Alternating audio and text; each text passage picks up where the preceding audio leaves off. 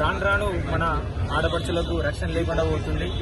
అప్పుడు స్వాతంత్ర్యం అంటే స్త్రీలు రాత్రిపూట ఒంటరిగా వెళ్ళాలి అని మాత్రమే మాట్లాడుతున్నారు. కానీ అట్లీస్ట్ జనాల్లో కూడా ఇప్పుడు ఒంటరిగా నడుచుకోలేని పరిస్థితి.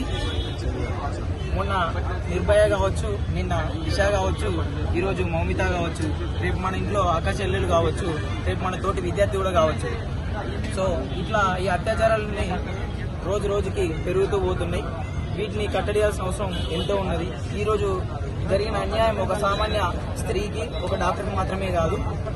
అండ్ ఆ స్త్రీకి జరిగిన అన్యాయానికి ఈ రోజు వరకు ప్రాపర్ ఇన్వెస్టిగేషన్ లేదు, ప్రాపర్ న్యాయం లేదు, నిందితులు ఎవరు ఇంకా బయటికి రానేలేదు. సో ఇలాంటి అత్యాచారాలకు ముగింపు పలకాలంటే ప్రాపర్ ఇన్వెస్టిగేషన్స్ ఉండాలి, కొత్త చట్టాలు తీసుకురావాలి, స్త్రీలకు రక్షణ కల్పిస్తూ ఉండాలి. అది వర్క్ ప్లేస్లో కావచ్చు, ఇంట్లో కావచ్చు, పబ్లిక్ ప్లేస్లో కావచ్చు. సో ఈరోజు దేశవ్యాప్తంగా డాక్టర్లందరూ ఒకటై ఈ నిరసనకు సంఘీభావం తెలుపుతున్నారు.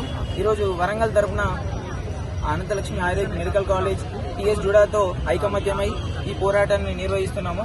మా యొక్క ఈ పోరాటం న్యాయం జరిగేంత వరకు కొనసాగుతూనే ఉంటుంది.